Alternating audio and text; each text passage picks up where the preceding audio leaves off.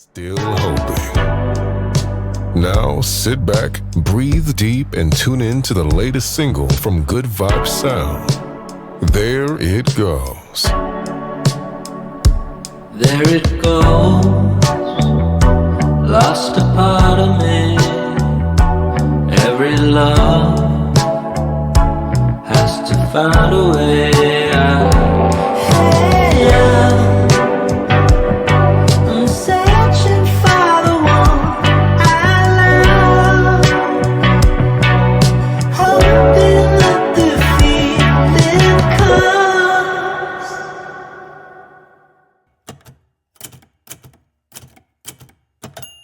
Hey guys, this is Chauncey from Good Music to Know, and today I'm joined by Goodvibes Sound, a band that brings a distinct blend of retro soul, smooth harmonies. Their sound channels the warm, laid-back feel of the 70s yacht rock while staying refreshingly modern. They've recently released this year 3 standout singles, so Park Sports, There It Goes, and I Could Lose, and we're super stoked to have them here today.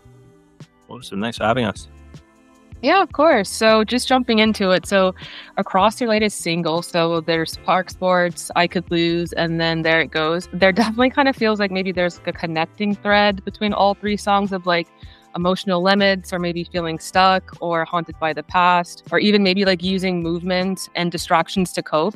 So just curious, was that a conscious theme throughout all the songs, or did it just kind of like naturally emerge? It's like we kind of wrote them all around a similar time, which was, I guess, around like autumn last year when we sort of like wrote the recordings. And yeah, I guess sort of that was kind of our broad feeling around that time. So it's never really that conscious to be like, these are the things, but it's more like we're writing from our experience and trying to weave it into this story. And so those 3 songs will all be on our like forthcoming album, which we're recording at the moment. Yeah, they'll sort of blend into the narrative of the album, hopefully.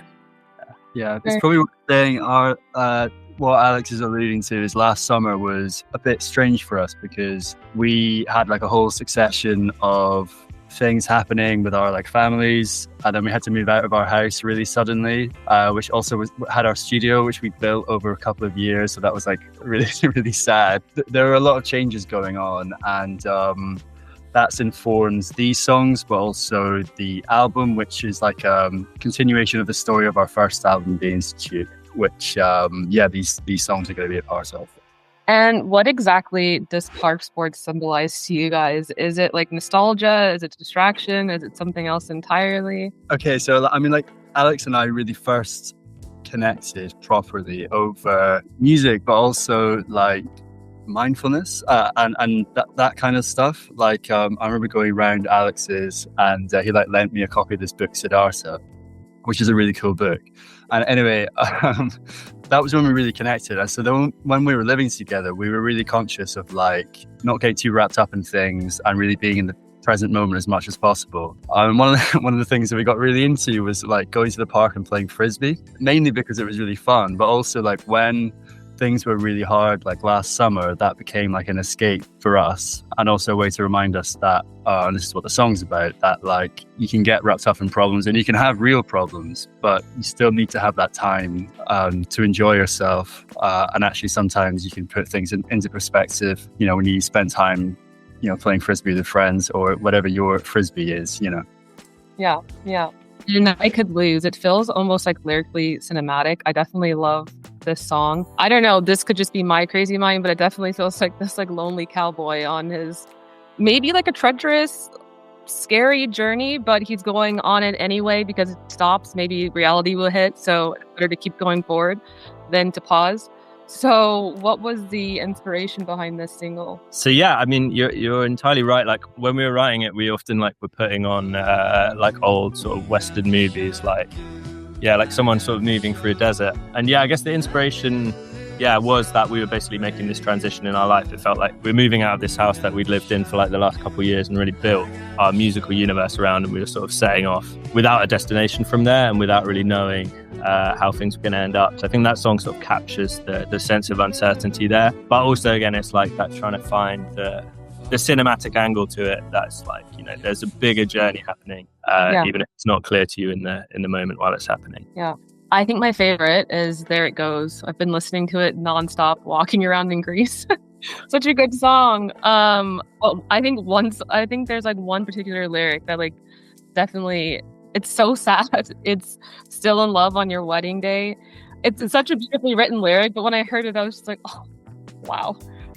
So is this song drawn from like personal experiences, or is it more of a song to like kind of universally represent how it feels to kind of like lose love? I think it's both in a way. We're often quite conscious, like writing that we don't want to like over personalize it, because it's like we want to make it broad enough that people can find meaning in it in a way that applies to their life. But yeah, it's definitely drawing on some personal experience and kind of thinking about, again, with the sort of transition theme you're talking about, like deciding whether to leave and sort of like thinking, projecting into the future, like how, you know, what's the worst outcome, those kinds of things. So that song, yeah, it's another one where it's like you're moving through a transition and sort of trying to work out how to make sense of it all. Yeah.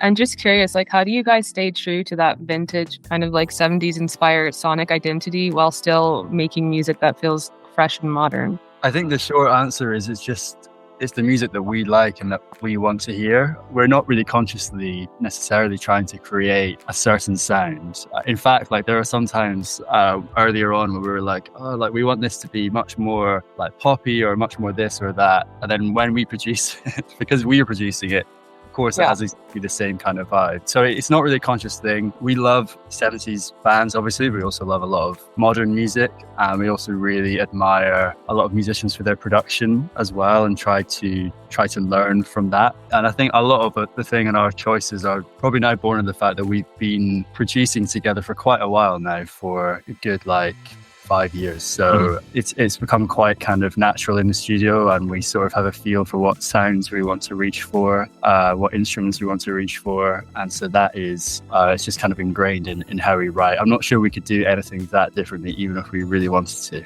Yeah.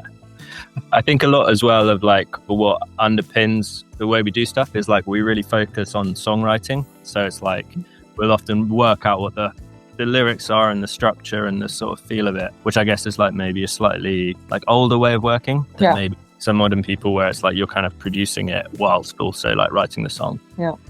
And so from the Institute in 2022 to now, do you feel like your sound or maybe like approach has evolved? I think we've become much like more confident with our production and the way we're doing it. Like with the Institute, it was really the first time we were like doing an album, and everything was kind of new to us, which, you know, is like super exciting, but it also brings a lot of uncertainty. So we were kind of like, taking time to finish stuff and sort of questioning our decisions. And I think, you know, from our end, like finishing the sort of last 5 songs that we've put out have all been like much smoother and much quicker. And it feels like we're much closer to the sort of purity of when you're creating it than, you know, something that just runs for years and years and you're like tweaking it and fiddling with it. So I think that's been like a nice part of like doing those songs. And then you said these 3 singles will also be a part of an album. So will there also be like a continuation of these themes, or are there like new or additional themes that will pop up, or can you not share that yet? It's a continuation of the story from the Institute.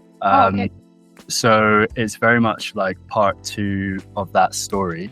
And yeah, I mean, I think we can definitely share some things. Like you've already picked out like some of the key vibes from it. So there's going to be a sense of being kind of cast adrift and trying to find your way in a kind of uncertain kind of place. But the album, which we've already said, is going to be called Sunset City. And so a city vibe is going to be much more a part of it. And so some of that has been in some of the songs we've released already, like Park Sports. But yeah, like the journey of the album is going to be one of like trying to re-find your kind of path and your kind of peace when you've had it but you've lost it.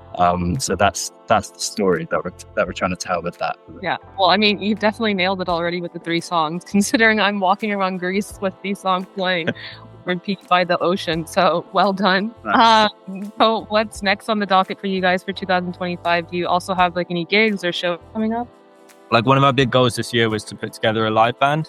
So we've done a load of shows where it's just us 2. But then at the start of the year, we've basically pulled together a 5-piece band. So we did our first show a couple of weeks ago in May, and we're, I think about to announce a set of 4 dates around the UK in November. So that's kind of on the horizon. And then, really just finishing writing this second album. We've got like a lot of the pieces, but it's kind of like, yeah, filling in the gaps and pulling it all together, and sort of focusing on recording that so that we can put it out next year at some point. And out of the 3 that you've released so far, like which single are you like most looking forward to playing live? Good question. I mean, I think we're loving the reaction to There It Goes. I'm so happy that you've been listening to it a lot, because we really love it as well. We're also going to do a music video for There It Goes, which will be out in the next, hopefully towards the end of this year, which we're really excited about.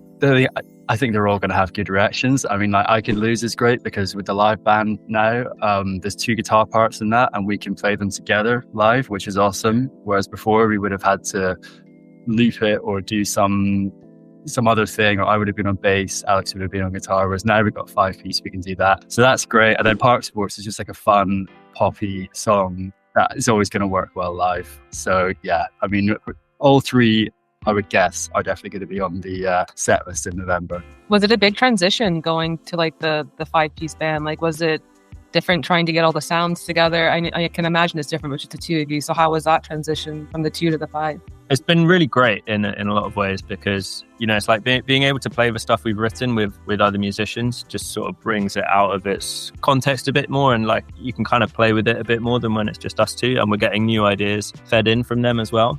But yeah, you know, like figuring out the sounds and like how to get it to sound right was obviously a challenge. But yeah, it's brilliant. Like it's what we've kind of been aiming for since we started the project, and it's like so awesome to have it together. As cool as it is to see like a band with like a drum machine live, there's no comparison to having like a real drummer, because, you know, we're able to work with people that we want. Like we're able to kind of go through our phone book and ask for it, and basically we've got the best bassist that we know of, we've got the best drummer that we know of, we've got this awesome guy on keys. And so like hearing the parts that you've written played by people as good as that just feels amazing. Like we're both naturally guitarists. I play keys as well, but like we've got a bassist who's like 10 times better than we are. We've got a drummer who's awesome, and actually hearing those bits played by those guys just feels amazing. Yeah. Well, congrats to the drummer. Like I hear that's like the hardest part to find for a band. It's always trying to find a drummer. They're like, I don't know. They're like what are they called? Unicorns. I almost said fairies. Unicorns. Yeah. Yeah. Yeah, one of Angus's friends from home who we've jammed with a bit, and we were like, he would be our dream drummer. And then luckily he was around to do it. So yeah, it's been great. Yeah, very cool. Well, yeah, those are like the main questions I have for you guys. But are there any final words that you would like to leave your fans or the listeners with? Well, I mean, keep out for an eye for some more singles. So we're going to release a couple more before the next album, and yeah, we're really excited about them, and also just about the album in general. It's also like our fans are incredible, and it's been amazing the kind of growth that we've had since the first album, and so we're putting a huge amount of effort into this one because we know it's being released to more people, and we know what the Institute has meant to a lot of people. So yeah, keep an eye out for the singles, live shows in November, and yeah, album hopefully early 2026. Be okay.